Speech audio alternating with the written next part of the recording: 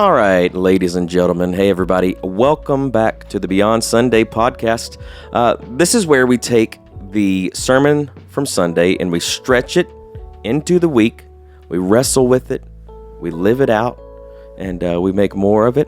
Hopefully answering some questions, expounding on some things that you thought about on Sunday. And we're going to talk about some things that we thought about on Sunday. But anyway, I am Josh. And in today's episode, I'm just going to say it. It's going to be a fun one. Okay. We have a special guest with us. I'm going to save it for last. We're going to expound on it when we get there. Yep. But anyway, across from me, we have Justin Eshenbaugh, our communications pastor. What's up? And there he is. And right next to me, we got Evan Ryan. What's up? The middle school pastor that is not afraid of messes. That's why he's a middle school pastor. What do you mean by messes? Middle schoolers are messy. So glad Gas Leak Josh is back. Yeah, a lot of them are a mess, just in general. Yeah, you're right. I'm glad we agree. But today we have a special guest with us, and it's kind of exciting because this person knows a lot about endurance, discipline, and keeping his faith under pressure. It's our very own American Ninja Warrior and elder at Newark Fellowship. This is Marc Namie in the house. Hey, what's up? Thanks. Marc Namie is with us. Marc, you've been at the church for quite a bit here. Yeah. How long have you been here? I started coming when I got stationed at Fort Campbell back in 2000. It's before I was born. Wow. Man. It could have been before I was born. You just finished middle school pastoring my son. Yeah. Thanks for that. It's wild. Yeah. When in 2000? It was August 2000. August. I don't remember. Yeah, I was born in August of 2000, so I could have been before Justin. Could have been was right born about after then, Justin. Born. Yeah. Wow, what a start. But anyway, I said Marc is our American Ninja Warrior. Why would I say that, Marc? I had the opportunity to compete on American Ninja Warrior many years ago. Many years ago. Yeah. 11 years ago? That's awesome. Marc, I've seen the footage. You did fantastic. Thanks. You passed one round completely. Yep. They sang your praises. Yep. And then you did another round, and you fell. I fell at the top of the salmon ladder. The salmon ladder. Made it to the top and touched the next obstacle, which was the rumbling dice. Fell on that into the water. Freezing cold. Freezing cold. Finished 16th in the region and got a wild card spot to run to Vegas. So I went to Vegas and ran that and fell on what's called the jumping spider, where basically you jump on a trampoline and try to jump between two walls. And you just wedge yourself in there. You wedge it in there. And I was looking at the wall and jumped on the front part of the trampoline and fell in the water. Yeah. Well, we're proud of you nonetheless. I had a blast. Yeah, was this like when you lost, were you like let down, or was it just like, hey, I did American Ninja Warrior. I'm happy with that. There's that. Yeah. And I had zero expectations going in, so it was just How does one even get on something like that? I randomly was scrolling, and it was when G4, if you're a history buff, G4 was what Ninja Warrior used to be on, and they had a submission thing, and so you had to submit an 8-minute video, 3 minutes of highlight reel, and 5 minutes of talking. So, wow, that was a long time. I felt like they've shortened it a lot now. Now they're like, we're not watching all these people do all this stuff. So, well, one of the things, because I just saw it the other day during VBS, I think your wife pulled it up on YouTube, and we watched a little bit of it. You had one child at the time. I had two. You had two? Sutton had just been born. Okay, so tell us how many kids you do have. I have 4 now. So, yeah. Talon is my oldest. Okay. He was right around 2 years old. How old is he now? He's 14. Middle schooler, messy. Just messy. Literally spent the whole morning cleaning You his know what room. I'm talking about. Yeah, One of the messy ones. Yeah. Yes. He might be the messy one. In our family, he's for sure the messy one. And then I have 3 daughters, Sutton, Corlin, and Rowan. They are 12, 10, and 9. 9. Rowan is 9. Rowan just turned 9, yeah. She surprised me. And if you guys don't know this family, they're all just freak athletes like Marc is. Like, I'm pretty sure most of them could compete on American Ninja Warrior tomorrow if they wanted to. Well, listen, Evan, that's actually what got me thinking this week. Okay. So I was thinking. Oh, man. Okay, you guys have to, they don't know it. Okay, I have to teach them all. When I say, it got me thinking, you guys say, What about? what are you thinking, Josh? What do you think? Okay, let's do it again. Okay. Try. One more. Well, why would we know to say that? Well, I mean, it's a natural part of conversation. Well, I was staring at you. Sorry, okay. All right, let's try it again. Okay. So, Evan, it got me thinking. What did it get you thinking about, Josh? Tell us, Josh. Yeah, so having Marc on the show today, and also thinking about playing a game. I like games. I like games. I like playing games. The other day we played a game called Would You Rather, and I thought in that line that we would actually continue a Would You Rather game. So I'm going to call this episode of Would You Rather the Newark Ninja Edition. All right, I like it. Ninjas. All right, so basically, everybody played nobody's played Newark Would you Ninja. rather? Would you rather before? Yes. Everybody knows. So I'll give you 2 scenarios, and you got to pick which one is better. Which one we would rather do. Yes. So I got them actually split into 3 different categories, maybe 4. Okay. 4 different categories, different rounds. There's 2 would you rather questions in each. Okay, so what you're going to do is you're going to tell me which one you would rather do. Okay. All right, so this first round is on mental toughness. All right. So just like American Ninja Warrior obstacles, we're going to go through different ones.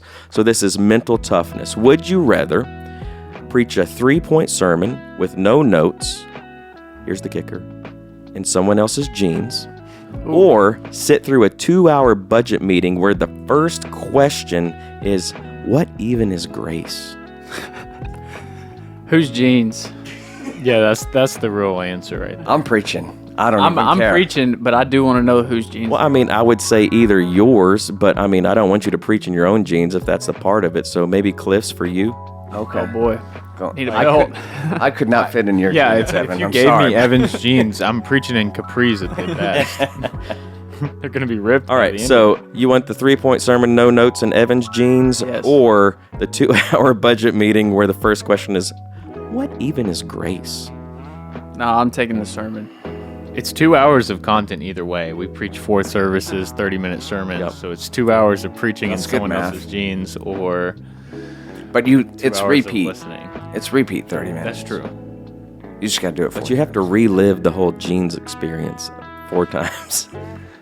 Does everyone know? Like, are they understanding of me wearing these jeans? I don't or think they're so. just like, you No. walk out there and they're like, oh No. my goodness. They probably have the what- same question when they see me every Sunday, like, is he really wearing that? All right, pick it. We got some questions to go through here. I'm going to go option 1. I'm doing the jeans. Option 1. I'm preaching. Okay. All right, next question. Would you rather lead a small group where no one speaks or one where everyone thinks they're the teacher? That's a good one. That's very good. Because like with students, a lot of times it feels like the first one. No one speaks. And you got to like pull it out of them. And that's horrible. But also, I've taught other ones where it's usually just 1 or 2 that think they're the teacher as well. And they've got something to say every single time. They And hijack that's it. horrible. So I'm thinking like, that's been bad, but it's only been like 1 or 2 at a time. So imagine if it's a whole everybody? class. Like that's horrible. Yeah. I'm just. All right, would you rather have the small group where no one speaks or where everyone thinks they're the teacher? I'm just gonna make it spiritual and make that my answer. Is I feel like if they want to be the teacher, you know, they're listening and they're gonna be teaching about something. But they're all the teacher. Yeah, that's fine. Okay. That's So my answer has changed since being a small group leader. And I used to I'd ask a question and then wait like 4 seconds and then nobody's responding and I'm filling it. Mm-hmm. And then I was talking with Andrew Self, another one of our elders, good friend, and he's like, Marc, you don't have to respond. Yeah. So I've gotten a lot better at just Yeah. throwing a question out and I'll sit there Yeah, don't be afraid of silence. 3 minutes. Yeah. according to this, you'll ask your first question and wait the rest And of then the I'm time. done. Exactly. So that's why I'm saying option 2. Okay. 1, is that the first one? nobody answers. I just ask Nobody one answers. question and we just hang out for an hour. It'll be great. Okay. That's good. I'm gonna go with option 1 as well. Okay. All right, moving on to round 2. This is going to be dealing with physical trials. Okay. So would you rather stack 150 chairs solo after 4th service and you ate chili during the 3rd with no dolly? Or would you rather chase a preschooler through the worship center mid-service while balancing your cup of coffee and your dignity? Stacking chairs for Mars. Wait. Say that second one again. Chase a preschooler through the worship center mid-service, Kevin's preaching, while trying to hold your coffee and keep your dignity. I like the challenge of the second one, so I think I'm gonna do that, and I'm gonna try to catch that preschooler. Okay. Yeah. All right. I'd help the preschooler get on stage for you. I'd give him a boost. All right. Here's another one. Would you rather baptize 8 people in the baptistry where the heater stopped working, or preach soaked in it because the mic fell in at first? Give me the baptisms, man. Yeah. Hey, baptisms regardless. Whether it's cold or not. Yeah. We're all going baptisms. I think that's easy. All right, round 3. This one's for emotional endurance. This feels like the slippery salmon ladder. Yeah. You actually grabbed onto salmons? No, it's just a Okay. pull-up bar that I had to keep going with. Okay. You did well on it, I remember. You have to like go different rungs. Yeah. In midair. Crazy. Mark is the epitome of endurance. But anyway, would you rather tell someone their favorite song isn't in the set list this week, or tell the pastor his joke didn't land today? Who's the pastor? Who's the one preaching? Michael. Oh, I'll tell Michael. Yeah, I'll tell him. Who would you not tell? I think we all know. Oh, I would tell anyone. I'd tell anyone. I'll tell Kevin. Yeah, that one didn't Joke's land. not landing near today, buddy. All right, next one. Would you rather take a new believer through Leviticus slowly, or try to explain the Trinity to a 5-year-old using only goldfish crackers? Explain the Trinity with goldfish crackers. Does it have to latch for that 5-year-old? Listen, Cliff ran into a roadblock. All of his teachers had to call out for the day, and he needs somebody to jump into the kindergarten class. And it's the Trinity. And it's all about the Trinity, and all he gave you was some goldfish crackers. I'll give it a whirl. And there's 25 of them in I'll there. give it a whirl. Yeah. He's I like, like the challenge. and Cliff is like, hey, like, is in the lesson material. I'm sorry, I don't have an extra copy. Like, but it's goldfish. it's Have fun. goldfish. Goldfish. Goldfish Trinity, go. Or, I'm a new believer. What is this Leviticus thing? No, it's hard for old believers. Yeah, it is. It is. Yeah, I think I would rather do the Trinity. All right, last round. Round number 4. Spiritual grit. So this is the grace round. We talked about grace this week. Would you rather be wrongly accused of stealing the last donut in the 3rd service, knowing nobody in the 4th service would get one, or be asked to teach middle school boys about sexual purity? Well, I already did option 2, so Yeah, you're excluded from this one. Yeah, I'm going option 2. I don't like being wrongly accused. Is that wrong? oh, dude, I hate that. That's like one of my It hurts least me. favorite things ever. Yeah. Yeah, I don't really know which one I would do. Maybe both. Go take the donut. Take the Go donut. actually do it. Take the donut and then If I'm go being to the middle accused, I school might as well boys take class. it. Say that you're wrongly accused. I did not take it. All right, let's pass by that one. Would you rather be called out by name in a stranger's, like a visitor, their Facebook rant about the church, man. or be the one responsible for canceling coffee one Sunday because you broke the coffee maker and facing the congregation alone? They got questions. Who broke it? I'll take the coffee. You were trying to be helpful. Yeah. And just No, you broke that's it. a regular occurrence for me. I'll break something with the best of intentions and be like, well, I messed that one up. Sorry, guys. Can you read the first one again? Yeah, but would you rather be called out by name in a visitor to the church, their Facebook rant about the church, from that Sunday, or be the one responsible for breaking the coffee machine? Yeah, One of them- I break the coffee machine. I feel like Pretty one bad. of them means is like my fault, and the other one's not. Like, what did I do to this visitor? So I feel like Well, I mean, you did enough to be Enough that named. they knew your name and called you out. You tried to introduce hey, yourself. they knew my name, And they That's remembered good. you. That's good. Leaving a mark.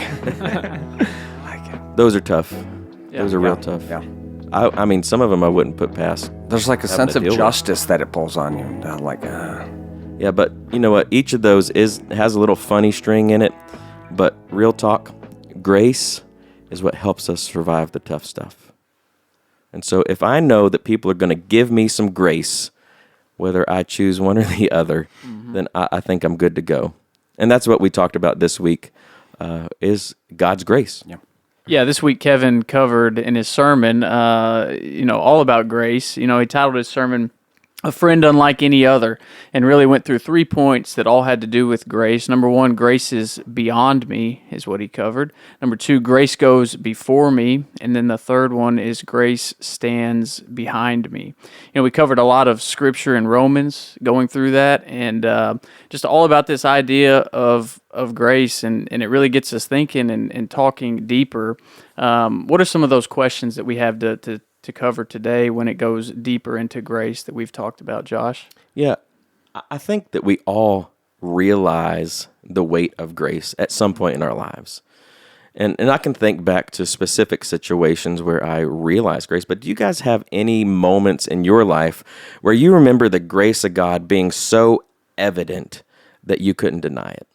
Not just hearing about it and, not just being taught about it, but actually feeling the weight of it. So this is kind of spiritual, but not really super spiritual. So I was homeschooled all the way growing up. Basically from kindergarten on, I was homeschooled. And I guess it was maybe my junior year, I felt the need to cheat in math.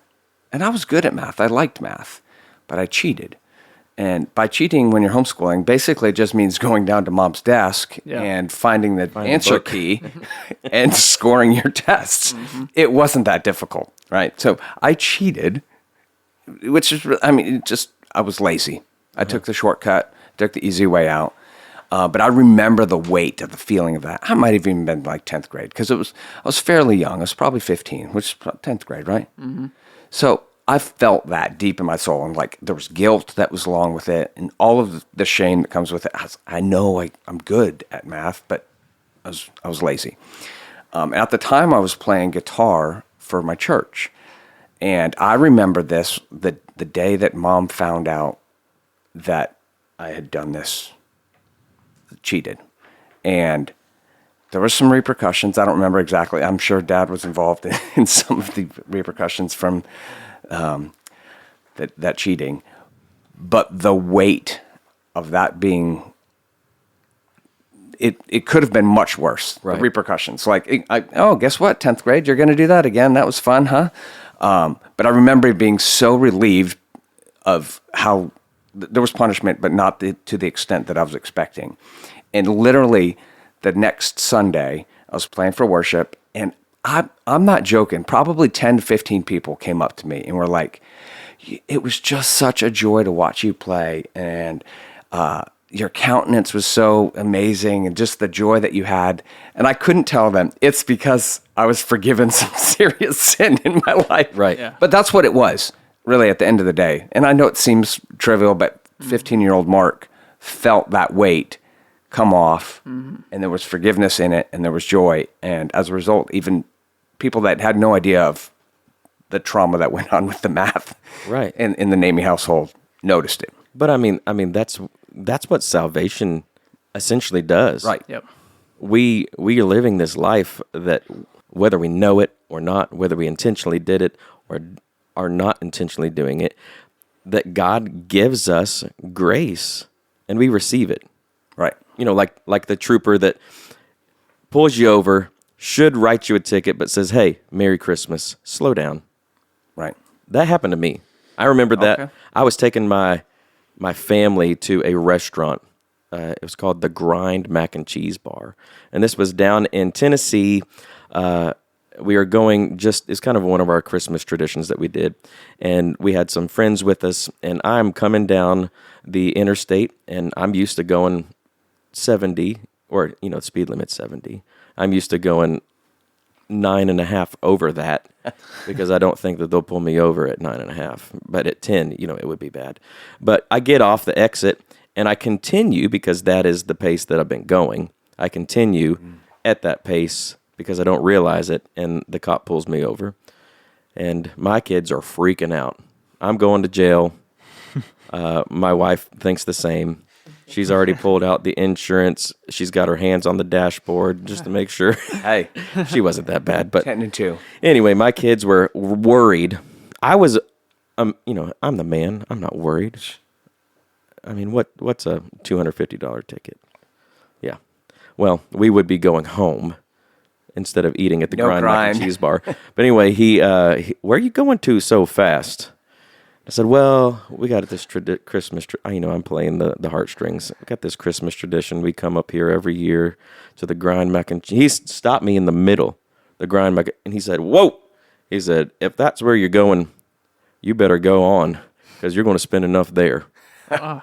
And he gave me grace. And in that moment, Benjamin has stopped crying. Jovi is now not worried because I'm driving away. Yeah, he gave me grace in a moment where he could have written me a ticket that ruined the day, but he did not. And you didn't even have to pull the pastor card on that one either. No, I didn't. And that's where we realized, like Kevin's first sermon, grace is beyond me. Yeah. It's really nothing that I do. Yeah, nothing. And it's all a gift. Has nothing to do with you. Yep. So growing up, and probably still now, it's a little bit clumsy with my hands, and I think there was like a week where every single time we went out to eat, it might have been like a month, but I would spill my water. Like I would just like the water all over the table, all over the food, and it just happened for a long period of time, and. As any family would, they got old. They got over it, and they would get upset with me. And I remember one day at home, I spilled something, and I just started profusely apologizing. And I was just like, "I'm so sorry. I'm like, I don't know what's wrong with me." And I remember my dad. He came up and he said, "Hey, it's okay. As long as we clean it up." You clean up your mess, it's going to be all right. And I think that's that moment of grace because, I had been continually messing up and making a mess of things. And he just said that, and it was like, oh, okay. Like, that's all it is. And, instantly, I felt better. Something really cool when it comes to grace is kind of like walking other people through it and seeing their process behind it. And when they kind of come to realize what grace really means. We were talking in our small group lesson this Sunday with middle schoolers about how a lot of us have this idea that we need to fix up things in our own life before we go to Christ, or we might need to clean some things up first, or before we ever accept that salvation, right? And that's an idea that we all have in our head, but the truth is exactly that goes back to Kevin's first point. Grace is beyond me, has nothing to do with us or what we do. It all has to do with the fact that Jesus died for us and to save us. So it's really awesome to, I've walked through conversations before with students or whoever where they kind of realize the things that I've done, it's already been taken care of, and that's grace. Like the things that I've done that I know are so bad that I hate about myself, whatever it is, like that's already been wiped away because of Jesus Christ. And it's a beautiful thing to see when they make that connection, and it's kind of their first time to really grasp the idea of what grace is. So, well, I think it's even different. Grace functions as we receive it, but also grace functions differently when you give it. Mm-hmm. Mm-hmm. And I can think about now that I'm a father, there are many times in the way that I react to things in my children's lives when they know they've done wrong, when I know they've done wrong, and I find myself in those moments, I'm going to either explode or I'm going to offer grace. And sometimes they're both. Sometimes it's rightful to quote unquote explode, but to show the extremity of Yeah. this is serious, but also on the backside of that is a teaching moment or is a transformative moment. And that's what Kevin talked about. Grace goes also before us. And it's not about just like this saving grace, but it's a sustaining grace. In every trial, every suffering moment that we go through, it produces that spiritual endurance. It produces that opportunity for us to grow. What's one area in your guys' life where you have seen transformation happen? Maybe it's slowly, maybe it's painfully, but on this side of it, it's very clear. I guess maybe for me is how I'm seeing God heal me, draw me through a sense of pride. And it really has to do with this grace, because honestly, growing up, and I won't give my whole testimony right here, but I grew up in a Christian home, so there was a lot of rules, a lot of do's, don'ts, and I went to church and I did this thing, and right or wrong, I felt better or more loved, or that I earned God's favor because of what I didn't do or what I did do. Whether that be, I didn't swear, I don't drink, I don't do all these things. My parents would have never said that exactly, but that's just how I received that. So then, as a result, you start feeling like pretty good about yourself. And totally opposite of what this whole thought of grace, what we just talked about, it's beyond me. It turned into what I did and what I didn't do. So fast forward, I was 22 years old. I joined the Army and got thrown in with people that were nothing like me. And so God started planting that seed of saying, hey, these people, I love them too. Mm-hmm. They don't look like you. They don't sound like you. I was homeschooled. I grew up in church, and it was huge, foreign to me. But I still had a sense of pride until I tried to go to flight school and found out I had hearing loss, that basically they're saying, we're not going to put you through flight school. Yeah. And so instead of being able to study my way or try harder or exercise more or solve this problem, it's literally nothing I could do. I can't earn my way into flight school, for lack of a better term. Yeah. And God he threw that thing at me and was like, it's the same way with my grace and your salvation. And it hurt. Yeah. Because I had this sense of I was just a little bit better than some of the people around me. And that's why God loved me. And then years, he's still healing me through it. But it's not me. It is beyond me, but it's also before me. And we'll talk about it in a little bit, beside me, where he's reminding me all the time that, hey, you didn't earn this one. I'm still healing you because you got pride in your life. And it's hard. It's not easy. And it took through, guess what? I never went to flight school. Yeah.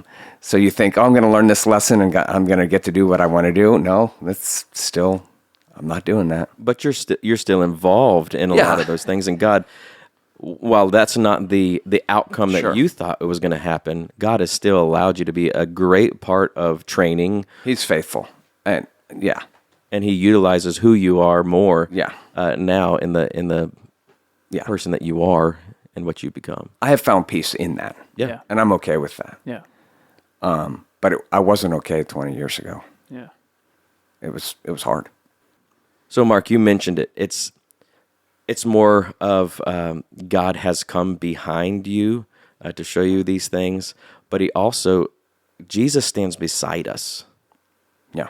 Grace is that thing that, and Kevin talked about it, the friend, the advocate, the one that walks through life with you.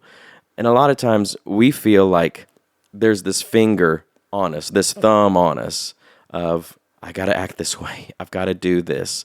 God is watching, all of these things. But as we walk through life, the grace is continually given as long as we're pursuing God. And I always tell people that the will of God is what God wants us to pursue. So as long as we are actively pursuing what God has called us to do and be and become, then we realize the grace of God more and more each day, because he realizes that we are human. He realizes that we have faults. He knows who we are, what we have the tendency to do, and yet he walks beside us each and every day as long as we're focused on him. And that's what Jesus the friend, Jesus the advocate is in the whole story of grace. So, if Jesus is our friend and advocate, why is it that we think grace often feels easier to extend to others than ourselves? Or like the other way around?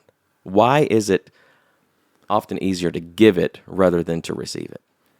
Yeah, I think the idea of grace in general is just kind of hard for a lot of people to get because you think we live in this world where everything's kind of give and take, right? I mean, everything we live in our culture, it tells us that, everything that we get, we should earn. If you do this, then you'll get this. If you don't do this, then you won't get something. So this idea of grace is foreign to us, and it's so foreign to us, especially when you're talking about something like grace that comes from God, that he gave us something that we didn't deserve, as in eternal life, freedom from death. And it's really hard for us to grasp because we're sitting there, we're in our struggles, we're right in the middle of our mess, and we know how bad we are. Yeah. We acknowledge how bad we are. So it's a lot easier to just say, hey, I'll extend grace to someone else, but I know myself and I know what I've done, but I don't really deserve that grace in the same way. And we really do struggle with that. I think the closer you are to God, the more you realize how bad that you really are. The more sins that you see, like, man, I struggle with this. There's this old historical Christian figure named Martin Luther, and he struggled with depression. And some of the reason that he struggled with that was because of getting grace and receiving grace. And so what he would do is he would get in this fit of depression, and he'd go into his room and close himself off and not come out. And one day his wife came in. She was dressed for a funeral, all black. And Martin Luther goes, "Who died?" And she said, "God must have, if you are like over here acting like this." And then it says, the story goes that he recovered quickly after that. But Snapped into reality. Yeah. Like, I need to check myself. It is kind of weird how when we take that and refuse to accept it, we're diminishing what God has done. yeah, yeah. And not accepting that God is alive and Jesus is beside you, and you're looked at by God through the lens of Jesus. Yeah. Yeah. Why do you think that we aren't? Or why do you think you yourself is not capable of receiving the same grace of God that you're saying everybody else gets? Yeah. You're not too far gone. And that's to everybody. You're not too far gone to receive the grace of Jesus Christ. And that's what the amazing part about grace is. Yeah. No pun on words there. Most famous Bible verse ever. God so loved the world that he sent his only son. He did it for all of us. He did it for everybody, and nobody is beyond the reach of the grace that Jesus Christ provided us. And that's the free gift. Yeah. It's nothing you do. Yeah. It's nothing you deserve, honestly. Grace is. For sure. Yeah. But it's fully yours because of Jesus. Man, what a good conversation today. Marc Ninja Warrior, Sensei, thank you for joining us today. Not just your ninja thanks stories. for having me. Yeah. Yeah. No, it's great. It's a pleasure to be here. Thank you for serving our church as an elder for many years. It doesn't go unnoticed. And in multiple other ways, too. I mean, this guy's involved in everything. He can build anything. Yeah. I've seen it.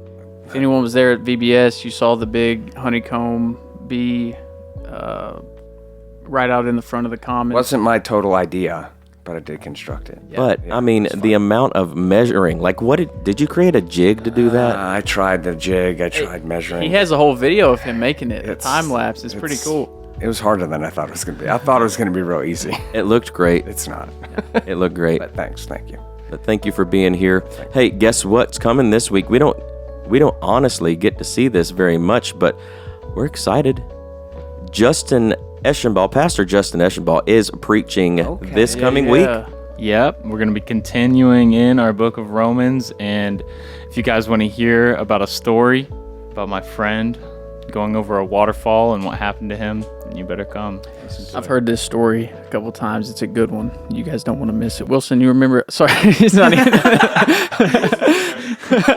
Hey, Wilson's on the podcast too. Don't mention that. Don't mention that. What's up, guys?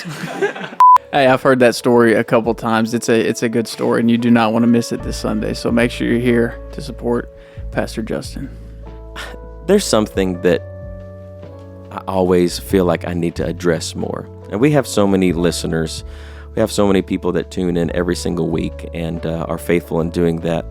But I always want to speak to those listeners because this podcast is not just for us to have fun. We enjoy doing it, but the main goal of it is to connect with you. And the main goal is to reach you in the middle of your week and hopefully give you some encouragement and get you through maybe what God is taking you through. But whether you're carrying guilt of past, whether you feel like you're not deserving of grace, or maybe wondering if God really is there, let this journey through Romans speak to you.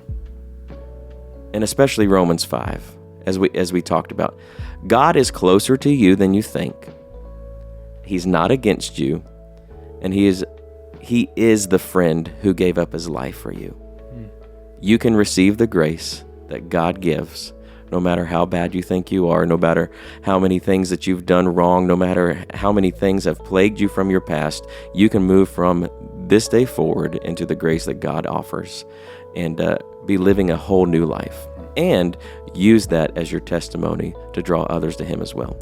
But either way, thanks for listening to Beyond Sunday. If you would, share this episode, tell your coworker to listen, whatever it is that God's nudging you to do. We ask that you do that. But also, down at the bottom of the podcast description is a button. Ask a question, tell a story, or connect with us. We would love to hear from you, and we might even answer your question here on an episode. But until next time, live out the grace that God has given you to those around you. Yes. And we'll see you next week. See you. Hasta luego. Amen.